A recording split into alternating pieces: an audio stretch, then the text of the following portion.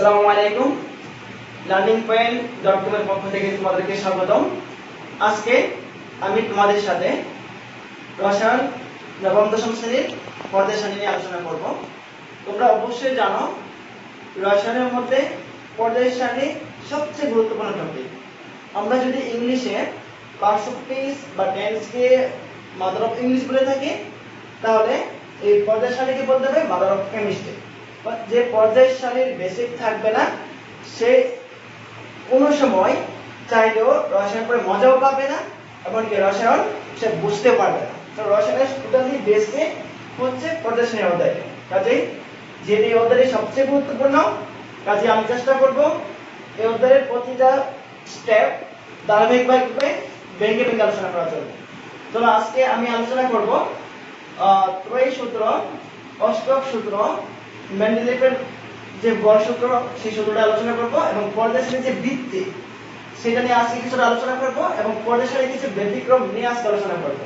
কাজে বন্ধুরা তোমরা আমার সাথেই থাকো এবং ভিডিওটি দেখতে থাকো, এবং অবশ্যই ভিডিওটি শেয়ার করতে ভুলবে না, যাতে করে তোমাদের পাশাপাশি তোমাদের বন্ধু বান্ধব বা যারা সহপাঠী আছেন তারা ভিডিওটি দেখে উপকৃত হয়। এবং অবশ্যই চ্যানেলটি সাবস্ক্রাইব করে রাখবে, যাতে করে পরবর্তী ভিডিওটি আপলোড দেওয়ার সাথে সাথে তোমরা নোটিফিকেশন পেয়ে যাও। ওকে বন্ধুরা, আচ্ছা আমরা পর্যায় সারণী ত্রয়ী সূত্র আলোচনা করার পূর্বে আমরা কিছু কথা বলে নেই যে পর্যায় সারণী আসলে জিনিসটা কি। দেখো, আমরা যে পর্যায় সারণীটা এখানে লিখে রাখছি সেটা কি সংক্ষিপ্ত পরিসরে, যেটুকু না লিখলেই না। তোমাদের বইয়ের মধ্যে 118টি মূলের পর্যায় সারণী খুব সুন্দর করে লিখে দেওয়া আছে, তোমরা অবশ্যই 62 নাম্বার পেজে সেটা পেয়ে যাবে। ওকে বন্ধুরা, দেখুন আজকের যে পর্যায় সারণী সেটা বিজ্ঞানীদের অনেক দিনের ফল, সে একদিনে সম্ভব হয়নি। যুগে যুগে রসায়নবিদরা গবেষণা করে আজকের সেই পর্যায় সারণী আমাদের উপহার দিয়েছে। সেটার পেছনে অবশ্যই অনেক বিজ্ঞানীর অবদান কন্ট্রিবিউট আছে। তোমরা যদি চিন্তা করো, এটা শুরু হয় সেই 1799 সালের অনেক আগে থেকে, এবং বিজ্ঞানীরা ধাপে ধাপে বিভিন্ন মৌল আবিষ্কার করতে থাকে, এবং সেই মৌলিক মৌলগুলো কোথায় রাখবে তারা সেটা নিয়ে গবেষণা করতে শুরু করে, যে কোথায় মৌলগুলো একত্রে রাখা যায় এবং কিভাবে মৌলগুলো স্থাপন করলে আমরা খুব সহজে এগুলো নিয়ে কাজ করতে পারবো, এবং এগুলো আমরা খুব সহজে এগুলো আমাদের চোখের সামনে থাকবে। তারা সকল মৌলগুলোকে তাদের চোখের সামনে সবসময় রাখার জন্য তারা চিন্তা করতেছিলেন যে আমরা 118টি মৌল বা 109টি মৌল বা পূর্বে যে 63টি মৌল ছিল এগুলো কিভাবে আমরা একসাথে স্থাপন করতে পারি। কাজে তারা এই পর্যায় সারণীটা আবিষ্কার করে থাকেন, এবং প্রথমে একটা ধারণা দেন বিজ্ঞানী ল্যাবোসিয়ার। 1799 সালে, 1799 সালে, আমি এখানে সালগুলো লিখে রাখছি। 1799 সালে উনি কিছু মৌল নেন, যেটা oxygen, nitrogen, hydrogen, phosphorus, zinc, sulphur, এবং উনি এই মৌলগুলো কিভাবে এই মৌলগুলো দুটি ভাগে ভাগ করেন। একটা হচ্ছে ধাতু, আরেকটি হচ্ছে অধাতু। তোমরা চিন্তা করেন এই মৌলিক মৌলগুলোকে কিভাবে একটা গ্রাফ আকারে, একটা চার্ট আকারে একসাথে লেখা যায়। কাজে উনি এটা নিয়ে বিস্তৃত গবেষণা করে থাকেন, আর ওনার এই তিনটা রিফ্লেকশনটাই হচ্ছে আজকে এই পর্যায় সারণী। উনি ফার্স্টে একটা আইডিয়া দেন, তারপরে বিজ্ঞানী ডেভেইনার বোর্ডে তোমাদের নাম, বোর্ডে ওনার নাম লেখা আছে, অবশ্যই তোমরা দেখতে পাচ্ছ। উনি কি করেন, উনি আরেকটু আইডিয়া দেন, ওনার আইডিয়ার সাথে সঙ্গতি রেখে উনি কি বলেন, হ্যাঁ এটা এভাবে রাখা যায় যে তিনটা মৌল, উনি প্রথম ধারণা দেন যে তিনটা করে মৌল রাখা যায়, যে তিনটা করে মৌল আমরা একসাথে স্থাপন করতে পারি। কিভাবে? তখন উনি বলেন যে আমরা পারমাণবিক ভর অনুসারে তিনটা মৌলকে একসাথে স্থাপন করতে পারি। এর প্রশ্নে উনি যে লজিকটা দেন সেটা হচ্ছে এরকম, যে তিনটা মৌলের মধ্যে যেগুলো তিনটা মৌলের মধ্যে 1 নাম্বার এবং 3 নম্বরের ভর হবে, ভরের যোগফল হবে দ্বিতীয় মৌলের অর্ধেক, দ্বিতীয় মৌলকে হাফ, দ্বিতীয় মৌলের অর্ধেক হবে। উনি এরকম একটা ধারণা দেন, 1 নাম্বার এবং 3 নাম্বার মৌলের ভরের যোগফল বা ব্যাসের যোগফল হবে 2 নাম্বার মৌলের ভরের অর্ধেক। এরকম একটা ধারণা দেন যে দুইটা মৌলের যোগফল কি হবে 1 নাম্বার এবং 3 নাম্বার মোলের পারমাণবিক ভরের যোগফল হবে দ্বিতীয় মোলের ভরের অর্ধেক। উনি যখন এরকম একটা ধারণা দেন তখন ওই ধারণা থেকে মৌলগুলো ধারাবাহিকভাবে পর্যায় শ্রেণীতে স্থাপন করা শুরু হয়। যেমন দেখো, প্রথম উনি স্থাপন করেন ক্লোরিন, ব্রোমিন, আয়োডিন। উনি দেখেন ক্লোরিন, ব্রোমিন, আয়োডিনের মধ্যে ক্লোরিনের ভর এবং আয়োডিনের ভর যোগ করলে যা হয় তা প্রায় 162 এরকম হবে, যা বোরনের ভরের কাছাকাছি। সিমিলার তোমরা যদি এখানে দেখো তো লিথিয়াম, সোডিয়াম, পটাশিয়াম। লিথিয়ামের ভর কত? 4। পটাশিয়ামের ভর কত? 20। সরি, পটাশিয়ামের ভর হচ্ছে 40, লিথিয়ামের ভর হচ্ছে 6। তো 6 আর 40 যোগ করলে কত হয়? 46। 46 কে 2 দ্বারা ভাগ করলে কত হয়? 23, যা সোডিয়ামের ভরের সমান। তাহলে উনি এভাবে কি করেন, যেমন লিথিয়াম 1 নাম্বার, পটাশিয়াম 3 নাম্বার, উনি দুটার ভর যোগ করেন। লিথিয়াম প্লাস পটাশিয়াম দুটার ভর যোগ করে উনি কি করেন? 2 দ্বারা ভাগ করেন। তাহলে কি হয়? লিথিয়ামের ভর কত? 6 আর পটাশিয়ামের ভর 40। 2 দ্বারা ভাগ করলে কত হয়? 40 আর 6 হচ্ছে 46, তাহলে 23 হয়, যা কি সোডিয়ামের ভরের সমান। সোডিয়ামের ভরের সমান। কাজে লিথিয়াম, সোডিয়াম, পটাশিয়াম একত্রে এইভাবে স্থাপন করে, এভাবে ধারাবাহিকভাবে কিছু মৌল স্থাপন করতে সক্ষম হয়। ওকে বন্ধুরা? আচ্ছা, তারপর কি করেন? তারপর বিজ্ঞানী নিউল্যান্ড ওনাদের সাথে আরেকটু সহযোগিতা করেন। বিজ্ঞানী নিউল্যান্ড কি সহযোগিতা করেন? উনি বলেন যে মৌলগুলো যদি ছোট থেকে বড় দিকে সাজানো হয় তাহলে কি হবে, যে প্রথম মৌলটি যে বৈশিষ্ট্যগুলো আছে, যে ক্যারেক্টারগুলো আছে, তা অষ্টম মৌলের ক্যারেক্টারের সাথে মিলে যাবে। ওই সামনে একটা আইডিয়া দেয়, যদিও এই আইডিয়াগুলো পরবর্তীতে ব্যান করা হয়। এরপর কি করেন বিজ্ঞানী মেন্ডেলি, উনি কি করেন, উনি একদম ম্যাথ অনুসারে পারমাণবিক বল অনুসারে একটা গ্রাফ স্থাপন করে ফেলেন। বিজ্ঞানী মেন্ডেলিভ সাহেব উনি পারমাণবিক বল অনুসারে একটা গ্রাফ স্থাপন করে ফেলেন, যার কলাম সংখ্যা ছিল কলাম সংখ্যা ছিল তোমার কলাম সংখ্যা ছিল 8টি এবং সারি সংখ্যা ছিল 12টি। যার কলাম হচ্ছে 8টি এবং সারি হচ্ছে 12টি, এবং উনি প্রায় 63টি মৌল উনি পারমাণবিক বল অনুসারে একটা চার্ট করে ফেলেন বিজ্ঞানী মেন্ডেলিভ সাহেব, যার অবদান প্রদর্শনীতে অনেক বেশি আমরা ধরে নিতে পারি। উনি এটা কত সালে করেন? 1869 সালে। উনি 1869 সালে কি করেন? বল অনুসারে একটা সারণী আমাদেরকে উপহার দেন। উনি বলেন যে যাদের ভর কম তাদেরকে আগে স্থাপন করা হবে, ভর যত বাড়বে পরমাণু কি গুলো তত কি পরবর্তীতে জায়গা দখল করে নেবে। ওনার সিস্টেমটা ছিল এরকম যে একটা মৌল থেকে আরেকটা মৌলের ভর যত বাড়তে থাকবে পরমাণুগুলো তত সামনের দিকে অগ্রসর হবে, অর্থাৎ সামনের দিকে যেতে থাকবে। যেমন উনি বলেছিলেন, যেমন মনে করে লিথিয়ামের ভর 6, হাইড্রোজেনের ভর, আমরা 3 নাম্বারটা দেখি, 3 নাম্বার যে দেখে যারা আসলে এগুলো সোডিয়ামের ভর কত? 46। সরি 23। ম্যাগনেসিয়ামের ভর কত? 24। অ্যালুমিনিয়ামের ভর কত? 26। সিলিকনের ভর কত? 28। ফসফরাসের কত? 30। তারপরে 32। অর্থাৎ যত ভর বেশি হবে মৌলগুলোকে তত সামনে তাদেরকে স্থাপন করা হবে। অর্থাৎ উনি বল অনুসারে বলেন একটা প্রতিটি মৌলের ভর যত বাড়বে সে প্রদর্শনী তত কি সামনে জায়গা দখল করে নেবে। কাজে উনি কি করেন? বল অনুসারে সাজাতে থাকেন। তারপর দেখা যায় যে সালফারের ভর 32, ক্লোরিনের ভর 35.5, তবে আর্গনের ভর কত আমরা জানি? আর্গনের ভর হচ্ছে 40 আর পটাশিয়ামের ভর হচ্ছে 39। এইখানে কি সমস্যাটা হয়? দেখা যায় যে যার ভর যত বেশি হবে সে আগে স্থাপন হবে। এখন দেখা যায় কি যে পটাশিয়াম এবং আর্গন, আমরা যদি দেখি chlorine, chlorine, sulphur 32, chlorine 35.5, potassium 39, আমরা যদি বর্ণনা না লিখে আর্গন হচ্ছে 40। তাহলে কি হয়, তাহলে বল যত বাড়বে তত কি সামনে স্থাপন হবে, তাহলে 32 এর পরে অবশ্যই 35 আসবে, 35 এর পরে কি 40 আসবে না 39, 32 এর পরে 35, 35 এর পরে অবশ্যই 39 বল অনুসারে সাজালে, বা 39 এর পরে অবশ্যই 40। ক্লিয়ার? যে আমরা যদি ভর অনুসারে পর্যায় সারণীটা মেক করে তাহলে কি হবে, ভর যত বাড়তে থাকবে পর্যায় সারণী সামনের দিকে যাবে, তাহলে 32 এর পরে 35 হবে, 35 এর পরে কি 40 হবে।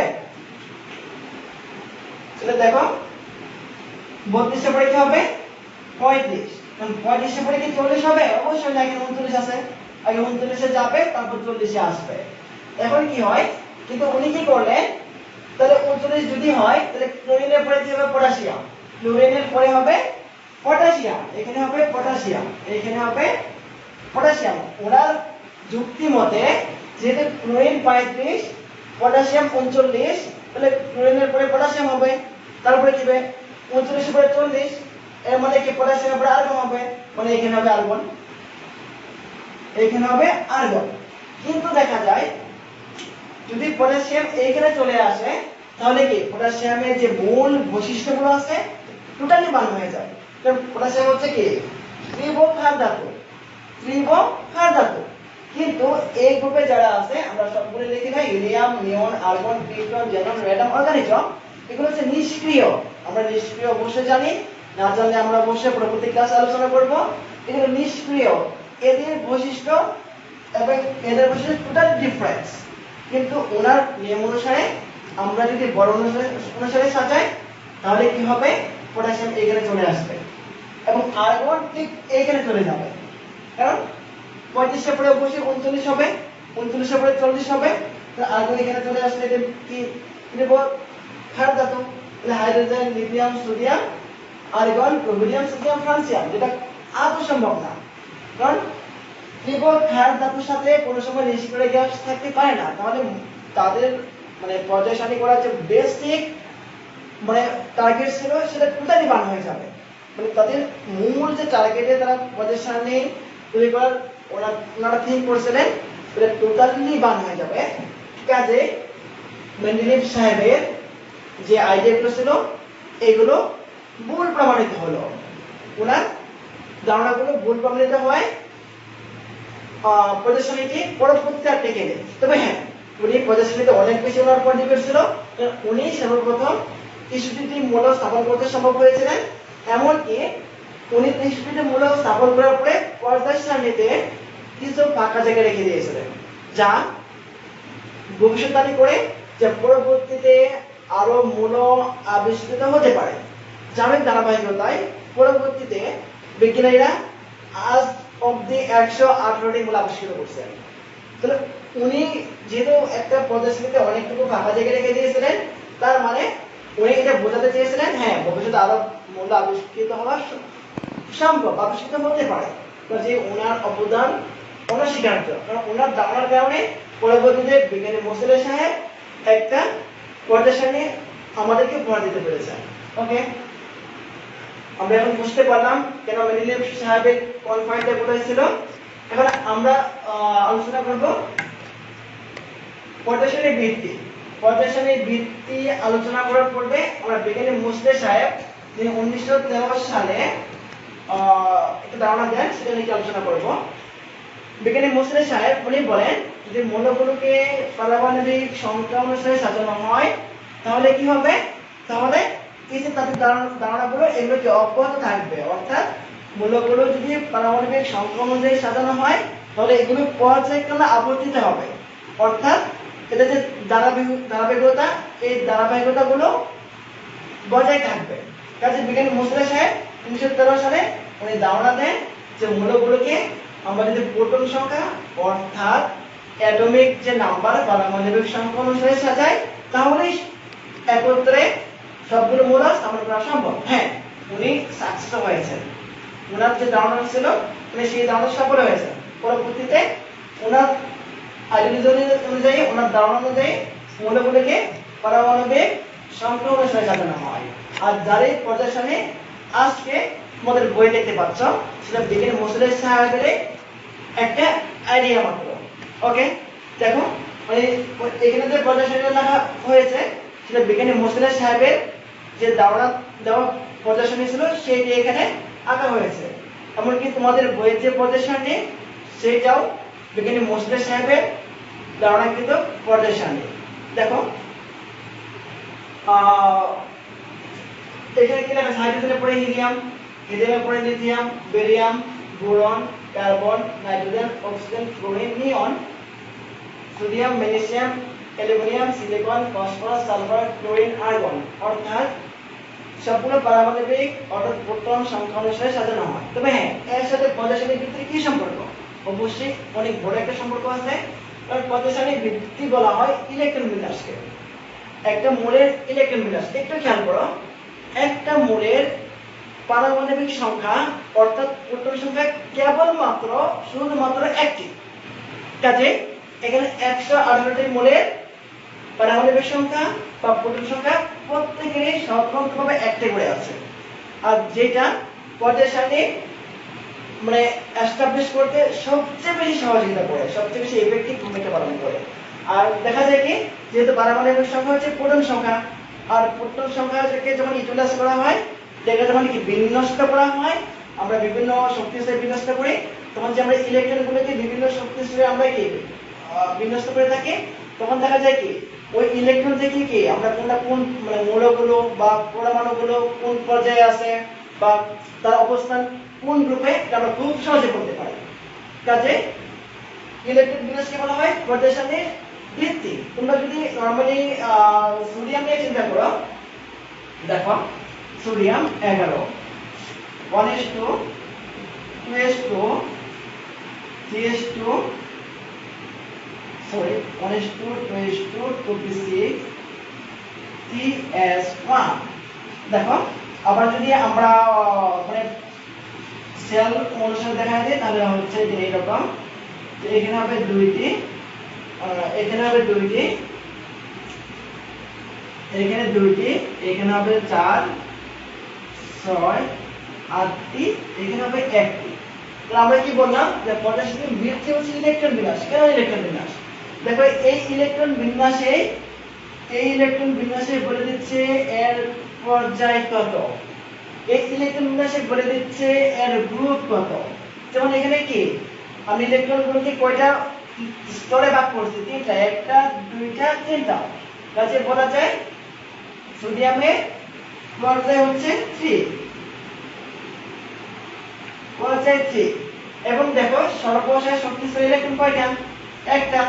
কাজে আমরা বলতে পারি এর গ্রুপ হচ্ছে 1, এর গ্রুপ হচ্ছে 1। ঠিক তাই দেখো এখানে যে সোডিয়াম মৌলটি আছে সে 3 নাম্বার পর্যায়ে আছে এবং 1 নাম্বার গ্রুপে আছে। এই জন্য বলা হয় যে ইলেকট্রন বিন্যাস হচ্ছে পর্যায়সারণীর মূল ভিত্তি। ওকে, আমরা এটা নিয়ে আরেকটু বিস্তারিত আলোচনা করি।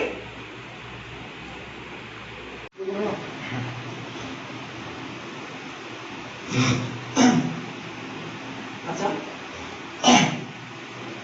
সরি, আমরা পর্যায়সারণীর ভিত্তি থেকে কিভাবে গ্রুপ নির্ণয় করা যায় বা পর্যায় নির্ণয় করা যায় সেটা আলোচনা করতেছিলাম। আমরা অলরেডি সোডিয়াম থেকে এর গ্রুপ এবং পর্যায় বের করে দেখিয়েছি। কিন্তু দেখা যায় যে প্রত্যেকটা মানে গ্রুপে আমরা দুটো উপগ্রুপে বিভক্ত করছি, এ এবং বি। যেমন এখানে আছে 1a, 2a, 3a, 4a, 5a, 6a, 7a, 0। আবার এগুলো হচ্ছে 1ab, 2ab, 3ab, 4ab, 5ab, 6ab, 8ab। কাজে আমরা এই পর্যায়সারণীর ইলেকট্রন বিন্যাস থেকে কেন এগুলোকে গ্রুপ এ এবং এটা কেন বি স্থাপন করা হলো সেটা আমরা বের করতে পারবো। এই জন্য বলা হয় যে একমাত্র ইলেকট্রন বিন্যাস হচ্ছে পর্যায়সারণীর সবচেয়ে মূল ভিত্তি, এটা বেসিক ভিত্তি ফাউন্ডেশন বলতে পারি। যেমন দেখো আমরা যদি জিঙ্ক লিখি তাহলে ইলেকট্রন বিন্যাসটা হচ্ছে এরকম, সর্বশেষ শক্তিস্তর 2টি ইলেকট্রন। আমরা যদি সর্বশেষ শক্তিস্তর ইলেকট্রনকে কি গ্রুপ আইডেন্টিফাই করা হয়। আবার যদি আমরা ক্যালসিয়াম দেখি তাহলে দেখো ক্যালসিয়াম হচ্ছে 20, সেটা হবে 1s2, 2s2 2p6 3s2 3p6 4s2 2 2 4 6 7 10 2 12 12 18 18 20।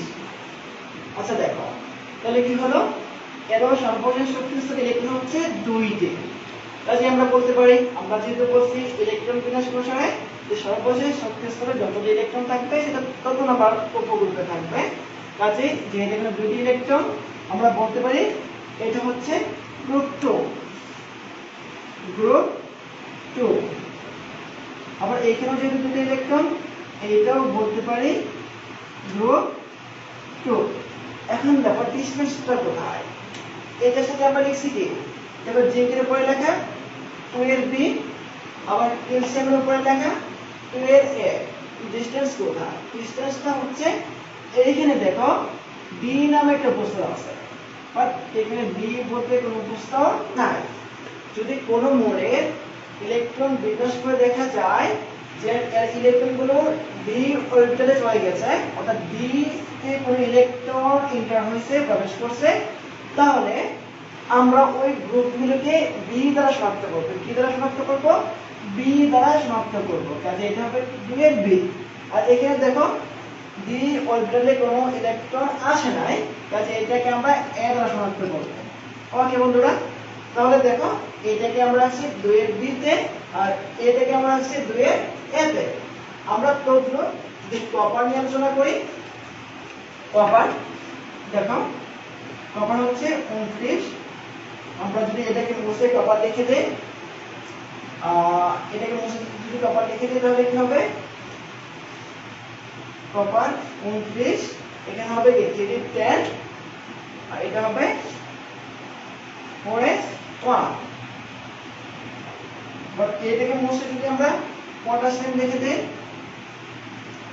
তাহলে কি হবে, পটাশিয়াম হচ্ছে 19। আমরা জানি পটাশিয়ামগুলো নিচে বাম পাশে নিচে লিখতে হয়, আর বর্ষাগুলো বাম পাশে উপরে লিখতে হয়। আচ্ছা দেখো তাহলে এখানে কত হবে, 4s1। 4s1, তাহলে এটা কি হবে, এটা হবে যেহেতু সর্বশেষ শক্তি স্তরে 1 ইলেকট্রন, তাহলে কি হবে এটা, যেহেতু সর্বশেষ শক্তি স্তরে 1 ইলেকট্রন, কাজে এটা হবে গ্রুপ 1। যেহেতু এটা সর্বশেষ শক্তি স্তরে 1 ইলেকট্রন, এটা হবে কি গ্রুপ 1। কিন্তু দেখো এখানে কি আছে, ডি তে ইলেকট্রন আছে, কাজে এটা হবে কি 1 এর বি। আর যেহেতু এখানে ডি তে ইলেকট্রন নাই, কাজে এটা হবে 1 এর এ। ঠিক তাই দেখো পটাশিয়ামকে রাখা হয়েছে 1 এর এ তে, এবং কপারকে রাখা হয়েছে 1 এর বি তে। ওকে বন্ধুরা, এখন দেখো আমরা আরো কিছু মূল নিয়ে আলোচনা করতে পারি। যেমন মনে করো ক্লোরিন। ক্লোরিন ক্লোরিন আচ্ছা এখানে আমরা আরেকটা জিনিস তোমাদেরকে মেনশন করতে চাই। দেখো আমরা কিন্তু এখানে লাল কালি দিয়ে কিছু গ্রুপ নাম্বার লিখে রাখছি, এটাকে আমরা মেইন গ্রুপ বলি। তাহলে দেখো এটা কপার, কপার মেইন গ্রুপ কত, 11। কেন 11 হলো, এই যে ডি অরবিটালে যে ইলেকট্রনগুলো তার সাথে সর্বশেষ শক্তি স্তরের ইলেকট্রন যোগ করে দিতে হবে। যদি আমরা ডি অরবিটালের ইলেকট্রনগুলো সর্বশেষ শক্তি স্তরের ইলেকট্রনের সাথে যোগ করে দেই তাহলে কি হবে, দেখো 10 আর 1 যোগ করলে কত হয়, 11 হয়। কাজে এর গ্রুপ হচ্ছে 11। আবার দেখো পটাশিয়াম, পটাশিয়ামের ক্ষেত্রে দেখো সর্বশেষ শক্তি স্তরের ইলেকট্রন কয়টা, একটা। এখন ডি অরবিটালে ইলেকট্রন নাই, যেহেতু একটা, কাজে এর মেইন গ্রুপ হবে কি 1। দেখো পটাশিয়ামের মেইন গ্রুপ হচ্ছে 1। যদি এখানে ডি অরবিটাল থাকতো তাহলে আমরা কি আসলে ডি অরবিটালে ইলেকট্রনগুলো যোগ করে দিতে পারতাম। আবার দেখো আরেকটা নিয়ম আছে যেটা আমরা এখন আলোচনা করব, ক্লোরিন। ক্লোরিন আলোচনা করলে আমাদের অনেকটা ক্লিয়ার হয়ে যাবে। যার অ্যাটম হচ্ছে 17। এটাকে আমরা লিখতে পারি 1s2 2s2 2p6 3s2 3p5। ওকে বন্ধুরা, দেখো 3p5 আর 2 2 4 6 4 10 2 12 12 আর 5 17। ঠিক আছে বন্ধুরা, এখন দেখো এর সর্বশেষ শক্তিশালী ইলেকট্রন কয়টা? সর্বশেষ শক্তিশালী কোনটা? 3। আমরা যদি যেখানে 1 2 3 4 এগুলোকে বলা হয় শেল বা শক্তি স্তর। প্রত্যেকটা হচ্ছে একটা শক্তি স্তর, প্রত্যেকটা একটা শক্তি স্তর। আর এস পি ডি এফ এগুলো হচ্ছে উপশক্তি স্তর। এগুলো হচ্ছে এস পি ডি এফ, এগুলো হচ্ছে উপশক্তি স্তর, উপশক্তি স্তর। আর এগুলো হচ্ছে শক্তি স্তর। আশা করি তোমরা জানো। যেমন কি এল এর মান 0 হয় তখন এস, যখন 1 হয় তখন পি, যখন 2 হয় তখন ডি, যখন কি হয় 3 হয় তখন এফ। আমরা এগুলো পরবর্তীতে আলোচনা করব। আমরা এখন শুধু পদের যে বৃত্তি ইলেকট্রন বিন্যাস সেটা নিয়ে আলোচনা করার চেষ্টা করব। দেখো যেহেতু এখানে সর্বশেষ শক্তিশালী 3 এবং 3 ইলেকট্রন কয়টা? 5 আর 2 যোগ করলে কত হয়? 7। সেটা এখানে ইলেকট্রন হচ্ছে কি 7 7 5 6 7। ওকে, দেখো এখানে কোন ইলেকট্রন দিতে আছে? ডি এর উপশক্তি স্তর এখানে যেহেতু নাই, কাজে এটা হবে 7 এর এ। আবার দেখো এটা আমরা 7 এর এ লিখলাম। যদি এটা মনে করো ম্যাঙ্গানিজ হয় তাহলে কি হবে? ম্যাঙ্গানিজ কত? 25। ম্যাঙ্গানিজ কত? 25। তাহলে কি হবে? 1:2 2:2 2p6 3:2 3p6 3p5 4:2 এরকম হওয়ার কথা। আমরা দেখি 2 2 4 6 4 10 10 আর 2 12 12 আর 6 18 18 আর 2 20 আর 5 25। ওকে বন্ধুরা, এখন দেখো এটাও কি সর্বশেষ শক্তি স্তর ইলেকট্রন কয়টা? 2টি। যেহেতু 4 হচ্ছে সর্বশেষ শক্তি স্তর। ওকে, তাহলে এটা কি হবে? 2টি এবং এখানে ডি অরবিটাল আছে। আমরা কি করছি? ডি অরবিটাল ইলেকট্রন যোগ হবে। তাহলে এখানে কত? 5 আর 2 কত হবে? 7 হবে। 5 6 7। ওকে, তোমার এখানে আমরা কি করছিলাম? ডি অরবিটাল যোগ করে দিয়েছিলাম। ওকে, এখন তোমরা বলতে পারো যে এইখানে যখন আমরা গ্রুপ লিখছি, আমরা গ্রুপ লেখার সময় তো আমরা যখন গ্রুপ করে লিখে নিছি তখন তো আমরা ডি অরবিটালে ইলেকট্রন যোগ করি না। এর কারণ হচ্ছে এইখানে ডি অরবিটালটা পূর্ণ ছিল। যদি যেহেতু এখানে ডি অরবিটালটা পূর্ণ ছিল, কাজে আমরা এর উপগ্রুপটা শুধু লিখছি 1 এর পি। কিন্তু বন্ধুরা দেখো এইখানে ডি অরবিটালটা পূর্ণ নয়, কাজে ডি অরবিটাল ইলেকট্রনগুলো উপগ্রুপ যুক্ত হবে তো মূল দ্রব্য যুক্ত হবে। তাহলে 5 আর 2 যোগ করলে কত হয়? 7। ওকে, তো এটাও 7 এটাও 7। তো আমরা একটা নরমালে বলেছিলাম যদি ইলেকট্রন ডি তে প্রবেশ করে তাহলে বি হবে। যেহেতু এখানে ডি তে প্রবেশ করছে কাজে এটা হবে বি, আর যেহেতু এখানে ডি তে প্রবেশ করে না কাজে এটা হবে এ। ওকে, আমরা যদি এক কথায় বলি, কথাটা আমি আবার মনে করে দিচ্ছি যাতে তোমাদের বুঝতে সুবিধা হয়। যদি কোনো মূলের ইলেকট্রন ডি তে প্রবেশ করে সেটা হবে উপগ্রুপ বি, আর যদি ডি তে প্রবেশ না করে সেটা হবে উপগ্রুপ এ। সো ওই অনুসারে এটা হচ্ছে কি এ তে, এটা হচ্ছে পি তে।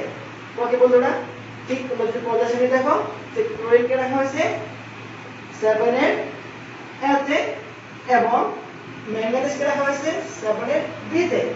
এখন দেখো এর গ্রুপ নাম্বার কত? মূল গ্রুপ হচ্ছে এটা 17। এর 17 হলো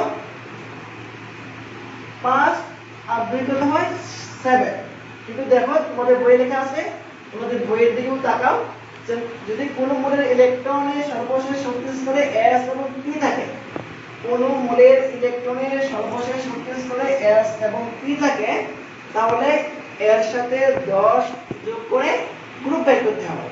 এটা বিজ্ঞানের যখন লিখবে যে সংস্থাটা আছে ইউনিয়ন আই হবে সেই বসে গেছে এখানে যে IUPAC ইউপেকের যে সংস্থা international union of pure and applied chemistry, IUPAC international union of pure and applied chemistry, ওনারা গ্রুপগুলো বোঝার জন্য এই নিয়মগুলো অ্যাপ্লাই করেন। এই নিয়মগুলো ওনারা এখানে সাপ্লিমেন্ট করলেন। আমরা যখন S এবং P বস্তরে সর্বশেষ শক্তি স্তরে পাবো তখন সর্বশেষ শক্তি স্তরে s এবং p দুটো অরবিটাল থাকবে। এটাকে মূল গ্রুপে স্থাপন করতে হলে এর সাথে 10 যোগ করতে হবে। যেহেতু দেখো 3 হচ্ছে এখানে যে মূল শক্তি স্তর, এর উপশক্তি স্তর s এবং p দুটোতে ইলেকট্রন আছে, কাজে এই দুটো ইলেকট্রনকে যোগ করব। 5 এবং 2 যোগ করলে কত হয়?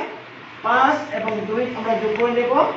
তার সাথে যেহেতু সর্বশেষ শক্তি স্তরে s এবং p দুইটা উপস্তর আছে, আর যেহেতু ওনারা বলেছেন যে দুইটা উপস্তরে ইলেকট্রন থাকলে আসলে আরো 10 যোগ করতে হবে মূল গ্রুপ নির্ণয় করার জন্য। আচ্ছা, আমরা আরো 10 যোগ করে দেব। তাহলে কত হবে? 5 আর 2 7, 10 আর 7 17। ঠিক দেখো, ক্লোরিন 17 আমরা গ্রুপে বসত করেছে।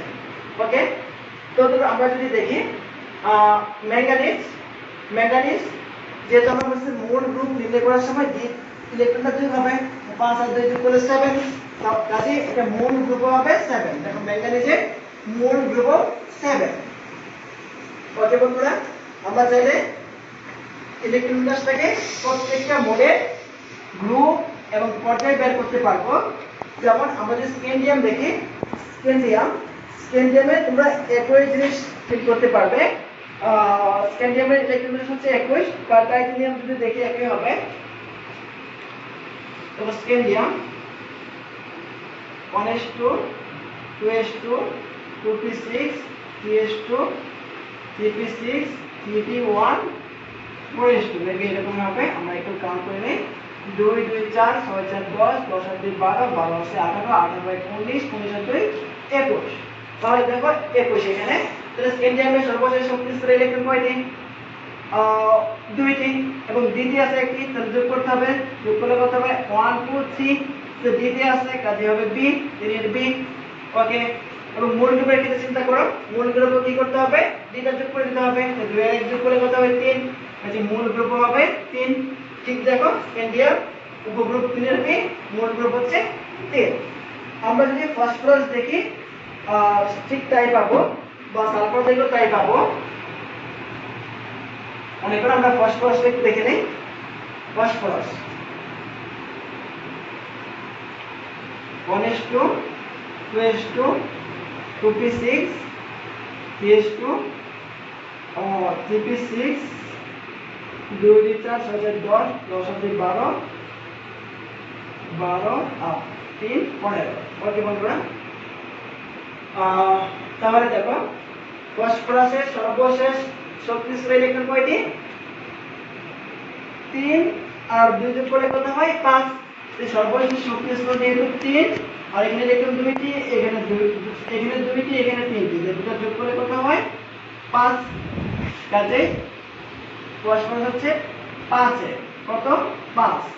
এবং যেহেতু দ্বিতীয় ইলেকট্রন নাই, কাজে 5 এর a। এখন দেখো, আমরা বলেছিলাম যে সর্বশেষ শক্তি স্তরে ইলেকট্রন যদি s এবং p তে প্রবেশ করে, তাহলে মূল গ্রুপ নির্ণয় করার সময় এই দুইটা উপশক্তি স্তরের ইলেকট্রনের সাথে 10 যোগ করে দিতে হবে। 10 যোগ করলে কত হয়? 15। কাজে ফসফরাসের মূল গ্রুপ 15 তে রাখা হয়েছে। ওকে বন্ধুরা, আশা করি তোমরা প্রদর্শনের যে মূল ভিত্তি সেটা বুঝতে পেরেছো, যে এখান থেকে কিভাবে আমরা পর্যায় এবং গ্রুপ বের করব। এখন আমরা আলোচনা করব পর্যায় সারণীর কিছু ব্যতিক্রম নিয়ে।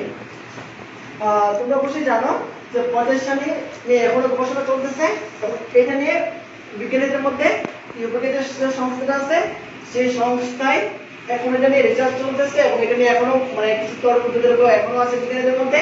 যেমন সবচেয়ে বড় তর্ক হচ্ছে হাইড্রোজেন এবং হিলিয়ামের অবস্থান নিয়ে। হাইড্রোজেনের অবস্থান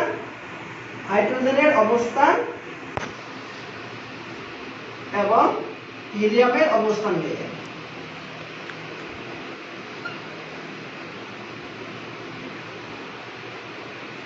হাইড্রোজেনের অবস্থান এবং হিলিয়ামের অবস্থান নিয়ে। হাইড্রোজেনের অবস্থান কি?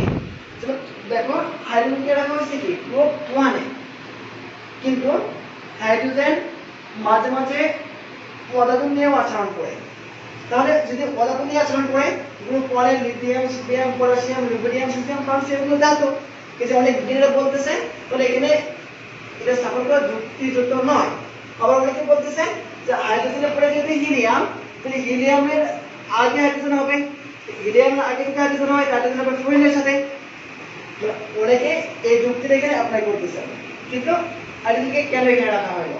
আবার অনেকে বলতেছেন যেহেতু হাইড্রোজেন মাঝে মাঝে ধাতু নিয়ে আচরণ করে, তাহলে হাইড্রোজেন এবং হাইড্রোজেনের যেহেতু কি গ্রুপ নাম্বার 1 এবং এর যেহেতু হাইড্রোজেনের ইলেকট্রন হচ্ছে কত 1s1, যেহেতু এর গ্রুপ হচ্ছে 1, তাহলে কি এখানে স্থাপন করা যুক্তিসঙ্গত।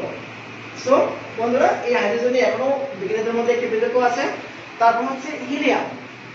দেখো হিলিয়াম কি নিষ্ক্রিয় গ্যাস, কাজে নিষ্ক্রিয় গ্যাসের সাথে স্থাপন করা হয়েছে, কিন্তু অনেকেই বলতেছে যে যেহেতু হাইড্রোজেনের পরে হিলিয়াম, কাজে হিলিয়াম এইখানে না হয়ে এইখানে হওয়ার কথা, কিন্তু হিলিয়ামকে স্থাপন করা হয়েছে কোথায়? ঠিক নিষ্ক্রিয় গ্যাসের সাথে। কিন্তু অনেকে বলতেছে যদি আমরা পারমাণবিক সংখ্যা অনুসারে সাজাই তাহলে কি হবে, 1 এর উপরে 2, হাইড্রোজেনের পরে হিলিয়ামটা আমরা এইখানে লিখব আমাদের ধারাবাহিক মতে। কিন্তু হিলিয়াম এখানে দেখি হিলিয়াম হচ্ছে নিষ্ক্রিয় গ্যাস, কিন্তু এখানে যেগুলো আছে এগুলো মৃতকার ধাতু, তাহলে কি ওদের বৈশিষ্ট্য ওদের ক্যারেক্টার টোটালি ডিফারেন্ট, যেখানে স্থাপন করে যুক্তিসঙ্গত নয়। আবার অন্যান্য বিজ্ঞানীরা বলতেছে যদি 1 এর উপরে 2 হয় তাহলে হিলিয়ামটা এখানে হবে। এটা নিয়ে এখনো বিজ্ঞানীদের মধ্যে একটা মানে মত পার্থক্য আছে। এই জন্য এইগুলো বলা হয় পদার্থের কিছু ব্যতিক্রম। আবার ল্যান্থনের সারি, প্ল্যাটিনাস সারি, আমরা দেখছি কি ল্যান্থনের সারি কোথায় 3 নম্বর গ্রুপে 6 নম্বর পর্যায়ে। তো 3 নম্বর গ্রুপে 6 নম্বর পর্যায়ে হচ্ছে কি ল্যান্থনাইট এবং অ্যাক্টিনাইট সারি। তাহলে কেন এটা এখানে স্থাপন করা হলো? 3 নম্বর গ্রুপে 6 নম্বর পর্যায়ে কেন হবে ল্যান্থনাইট সারি এবং 7 নম্বর পর্যায়ে এখানে অ্যাক্টিনাইট সারি হবে? এটা নিয়ে বিজ্ঞানীরা এখনো কোনো ধারণা দিতে পারেনি, কাজে এটা নিয়ে এখনো বিতর্ক চলতেছে। এগুলো বলা হয় পদার্থের কিছু ব্যতিক্রম। আশা করি বন্ধুরা তোমরা বুঝতে পেরেছো। ইনশাআল্লাহ পরবর্তী টপিকগুলো আমি পরবর্তী ভিডিওতে আপলোড করার চেষ্টা করব। অবশ্যই তোমরা চ্যানেলটি সাবস্ক্রাইব করে সঙ্গে থাকো, যাতে করে পরবর্তী ভিডিওটি আপলোড দেওয়ার সাথে সাথে নোটিফিকেশন পেয়ে চলে যায় তোমাদের কাছে। এবং ভিডিওটি অবশ্যই শেয়ার করতে ভুলবে না, যাতে করে তোমার পাশাপাশি তোমার সহপাঠীরাও ভিডিওটি থেকে উপকৃত হয়। ওকে বন্ধুরা, ভালো থেকো, সুস্থ থাকো, স্টে হোম, সেভ লাইফ। ধন্যবাদ।